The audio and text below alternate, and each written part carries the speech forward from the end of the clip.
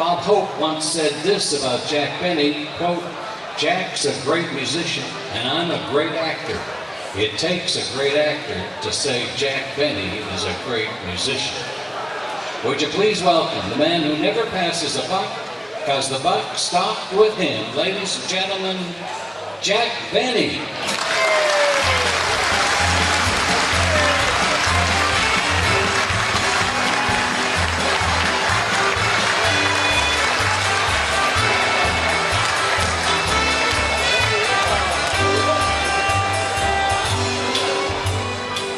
Jello, everybody.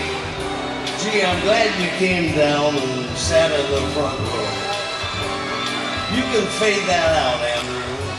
That's fine. Usually it takes me longer to walk to the microphone. You know, that air raid was really something, you know. It reminded me of some of the USO shows that I did do during World War II. And that's amazing because I'm only 39.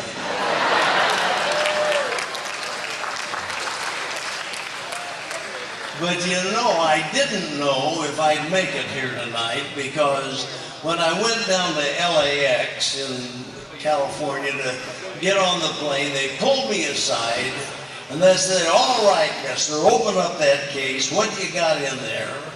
So I opened it up and I said, "Look, it's only my violin. And you know you can't hurt anybody with a violin." And that smart aleck said, "I don't know, Mr. Benny, I've heard you play."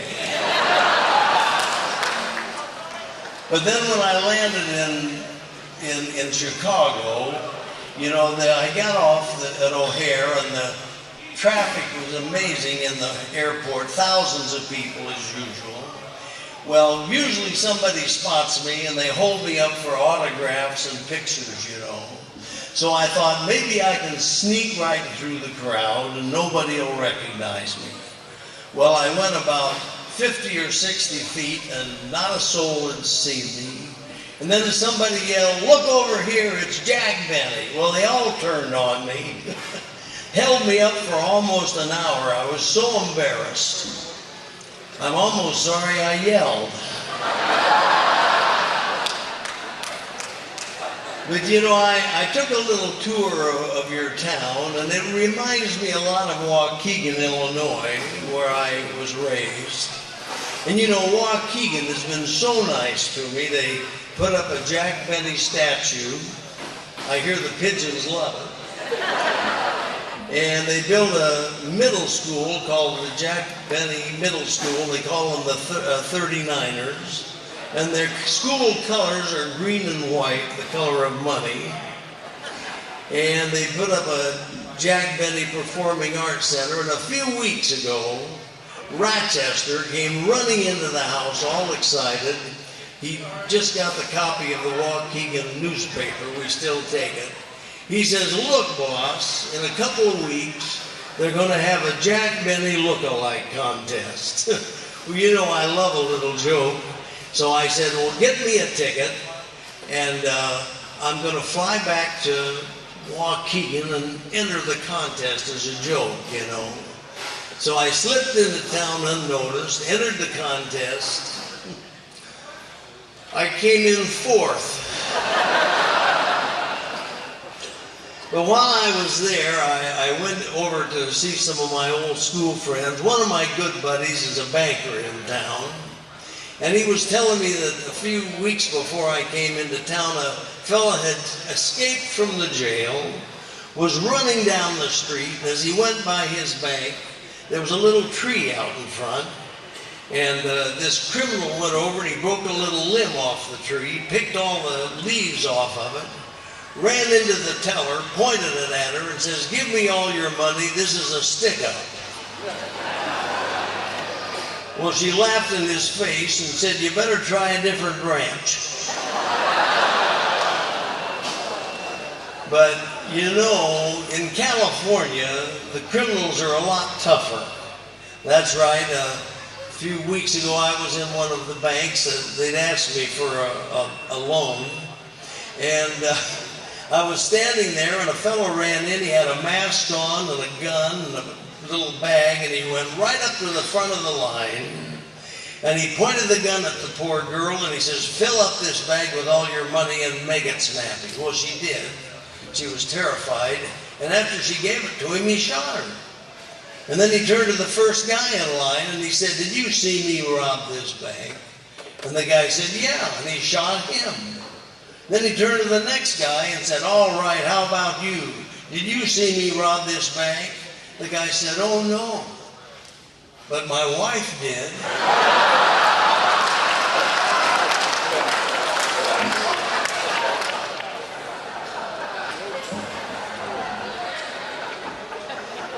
You know, I was in New York not long ago, and I have another friend who works on Wall Street. He's a CEO, that's a chief embezzlement officer. And I went in to see him, and he said, now, Jack, I know you always like a good tip in the market, and don't tell anybody I told you, but with the way the mergers are going on, there are two companies that are merging, and they're going to be a big success. He said, it's the Smith & Wesson Gun Company and Victoria's Secret. And he said, if you want to buy their stock, you can find them on the New York Stock Exchange. They're listed as Titty Titty Bang Bang.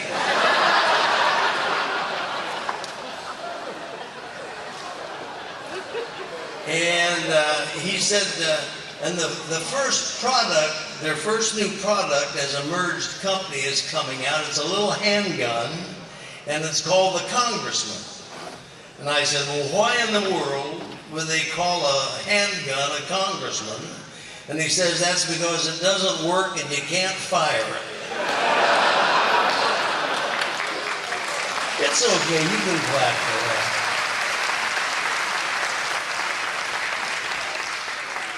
But anyway, it's done quite well. It really has. You know, I always like to talk about my old vaudeville friends. George Burns and I were very close friends for many, many years. And I saw George the other day, and he told me he must still have it as a comedian because he had done a show for about 800 senior citizens. And when he finished, the theater manager came up and said, George, you were so funny. When you finished, there was hardly a dry seat in the house.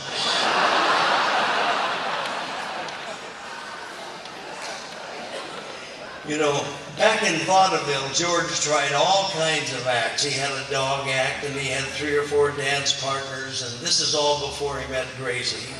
And at one time, he even had a trained seal that he did an act with. And by the way, the seal's name was Lou, and he would say, Lou, stand up. And the seal would get up on his hind flippers and flip his arms and bark, and he would say, Lou, bounce the ball, and the seal would bounce the ball. They were doing about a 20-minute act, and in vaudeville days, they used to do 4 or 5 shows a day. And oh, I forgot to add one thing. After each trick, George would throw the seal a fish. Well, one day, in the 4th show of the day, George ran out of fish. Well, Lou got so disgusted, he just flipped off the stage, went right down the center aisle, out into the street, and left. And George just stood there and said, you picked a fine time to leave me, Lucille.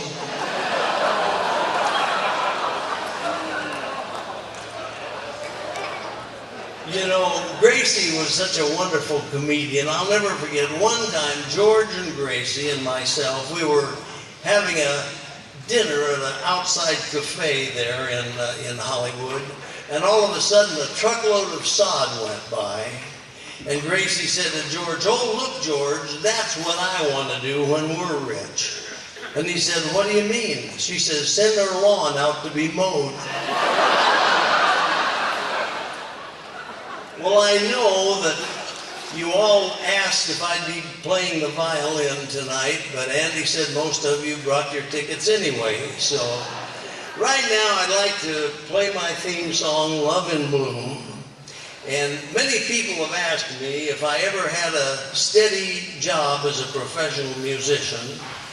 And that's true. Back in Hollywood for many years, I had a steady professional job playing for Elizabeth Taylor weddings.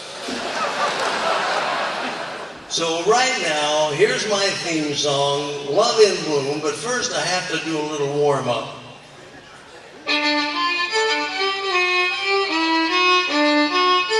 Oh, for heaven's sakes, you know, I've never played a show with my brand new diamond ring. That's 5 carats right there. And the spotlight's really reflected into my eyes. I'll tell you how I got this ring. There was a dear lady that lived down the street from me. We called her Aunt Sarah. And I'd be taking a walk and she'd be out on the porch, so I'd stop and visit and we'd have a little cocktail. And one day, I got a call from the hospital and they said, Jack, they said, you better get to the hospital right away. Aunt Sarah is asking for you. So when I got there, the priest was out in the hall. He says, Jack, get right in there. And Aunt Sarah looked at me and she said, Jack, you know I have no relatives. And really, you're the only friend I have, and I know I can trust you. So as soon as they put my body in the cold, cold ground, I want you to take this large sum of cash that I've been saving, rush right out and buy the biggest, most beautiful stone you can find. And that's it, 5 carats.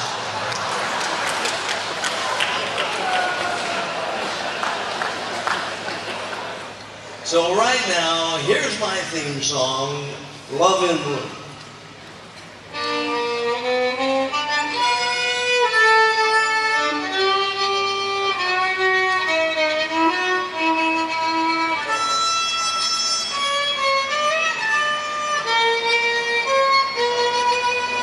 That'll make a gypsy cry.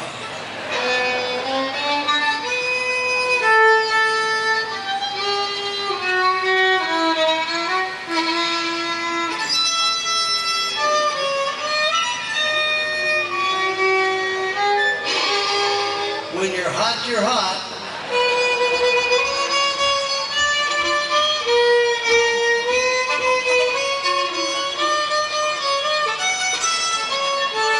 Charlie Daniels, eat your heart out.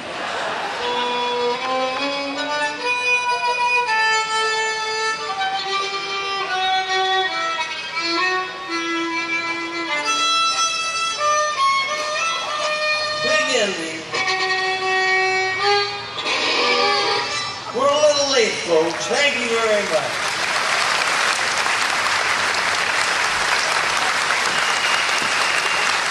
Jack Benny. You picked a fine time to leave me, Lucille. Ooh.